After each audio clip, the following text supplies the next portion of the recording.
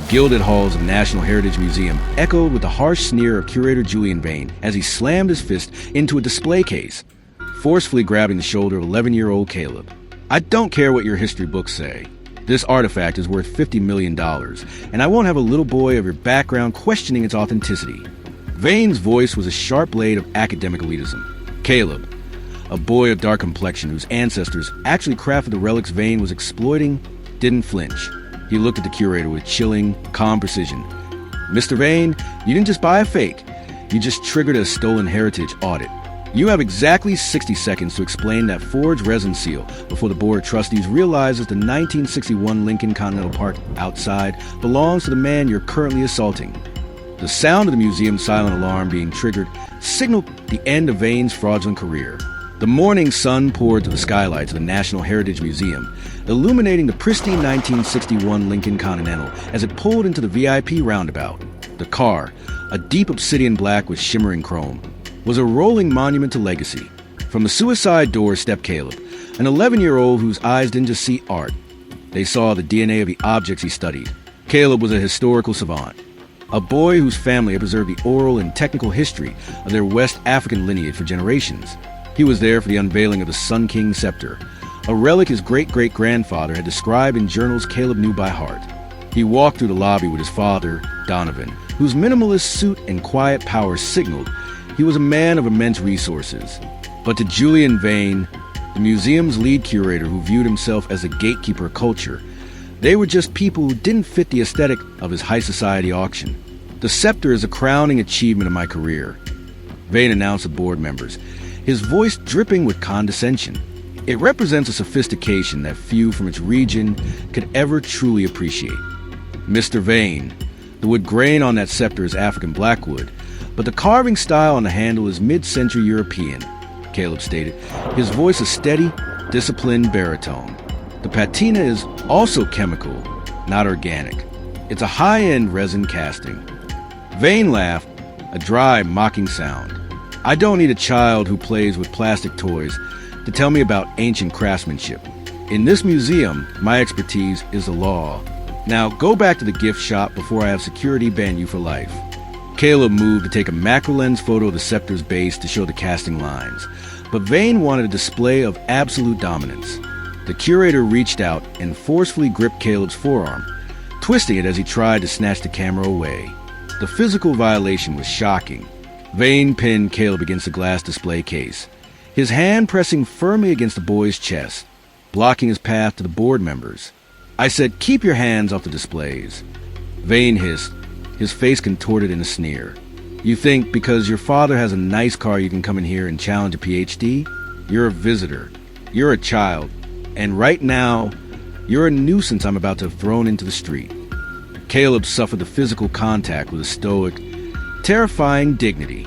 He felt the cold glass of the $50 million exhibit against his back.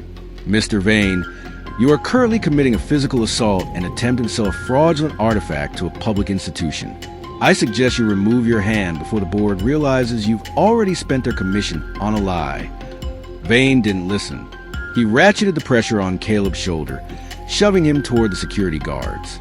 The board follows my lead. I am the reputation of this museum. He forcefully shoved Caleb away, nearly causing the boy to stumble over the velvet rope. The tension in the grand gallery was suffocating. The board chairman, Marcus, stared at the auction paperwork, his face turning a ghostly shade of white as he looked at the microscopic photos Caleb's father had just projected onto the museum's main screen via a remote uplink. Julian, stop. Look at the spectral analysis. The boy is... He's right, Marcus whispered, his voice trembling. Not now, Marcus. I'm closing the deal of the century. Vane lied, his arrogance forcing him to double down as he signaled the auctioneer to start the bidding.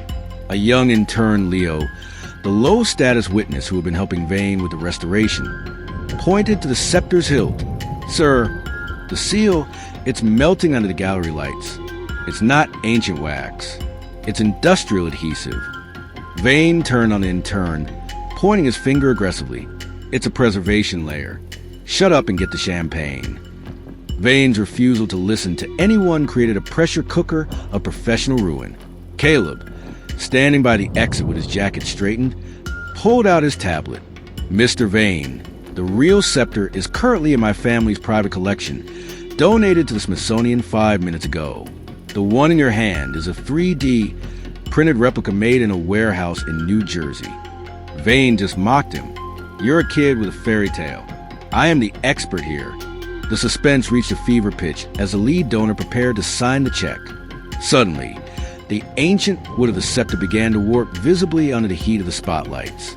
A terrifying crack echoed through the silent room as the artifact literally split in half, revealing a hollow plastic core filled with lead weights to give it authenticity. The relic, it's breaking. Sarah, the lead donor, screamed. Vane, what is this? The flow shifted from a high society event to a criminal investigation. Vane panicked. He tried to hide the broken pieces in his coat, his authority crumbling as the board looked on in horror.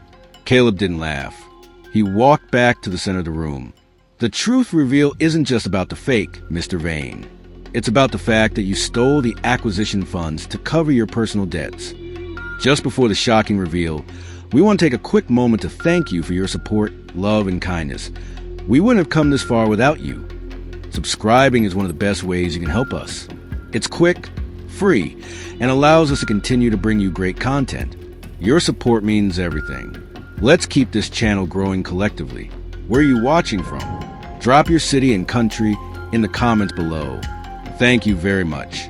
Now, let's get back to the story. Caleb walked up to the board chairman. He didn't use anger. He used the power of his heritage. He handed over the digital logs of the warehouse where the fake was printed. Mr. Vane, Caleb said, his voice a razor-sharp blade of authority. I didn't come here to visit your museum. My father's firm just acquired a mortgage on this building. I am the new representative of the ownership group. He turned his gaze to the security guards. Gentlemen, Caleb said quietly, Mr. Vane is no longer the curator. Please assist him in gathering his personal belongings. Specifically, the fake credentials he used to get this job. Everything else stays with the board. The silence in the grand gallery was so thick it felt heavy. Julian Vane stood frozen, his hand still clutching a piece of the broken plastic scepter. He watched the digital monitors as the auction status changed from active to investigation pending. The kid he had pinned against the display was now standing at the head of the board table, his 1961 Lincoln Continental visible to the front windows as a symbol of the wealth Vane only pretended to possess. Julian, you spent so much time looking down at people my complexion that you forgot we're the ones who built the history you try to sell, Caleb said. I didn't just spot a fake. I track your offshore payments to the forgery lab. My father's firm didn't just buy your debt. We bought your entire reputation. The power shift was absolute. The nuisance was revealed to be the new boss. The board chairman, Marcus, handed Caleb the master key to the museum, realizing that the 11-year-old was the only one with enough integrity to save the institution's name. The truth reveal was a legal execution. Vane had triggered his own downfall by violating the provenance clause and assaulting the family that actually owned the building. Caleb, please. I have a reputation. This was a mistake. We can work this out. Vane pleaded, his voice cracking as the museum's donors began to hiss and record his breakdown on their phones. We just did work it out, Julian, Caleb replied, his voice a calm, sharp blade. You told me you were the reputation of this museum. Now, I'm the one who files a police report for the assault you committed 10 minutes ago.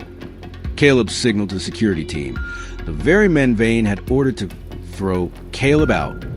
Gentlemen, Caleb said, Mr. Vane is no longer authorized to be in the presence of real history. Please assist him in removal. Specifically, before the press in the lobby gets a photo of a fraud in handcuffs. He's no longer an employee of this firm. In front of the elite donors and the young intern Leo, Vane was forced to stand as his curator's pin was literally taken from his lapel. He was escorted out of the gallery he had ruled with an iron fist, walking past the rows of ancient statues that seemed to watch his disgrace. The public shaming was total. By the time he reached the sidewalk, his PhD was being investigated, and his name was being scrubbed from every academic journal. Caleb didn't shut the museum down. Instead, he opened the True Heritage Wing, where artifacts were returned to their rightful cultures or shared with full transparency. He promoted Leo, the intern, to assistant curator, proving that at the new National Heritage Museum, truth was the only thing worth more than gold. The moral resolution saw the museum's attendance triple as it became a place of actual learning rather than a playground for frauds. Caleb became a symbol of a new era of history, one built on respect and lineage rather than theft and ego. Julian Vane, once the king of the auction, was relegated to a footnote in criminal history, a man who lost a prestigious career because he couldn't control his bias against an 11-year-old who knew more about his own bloodline than Vane knew about art. Arrogance is a mask that hides a person's own ignorance. When you treat someone with disrespect based on their age or their background, you are dismissing the very person who can see through your lies. Real status isn't about the degree on your wall. It's about the integrity in your heart. Never mistake a child's silence for a lack of sight.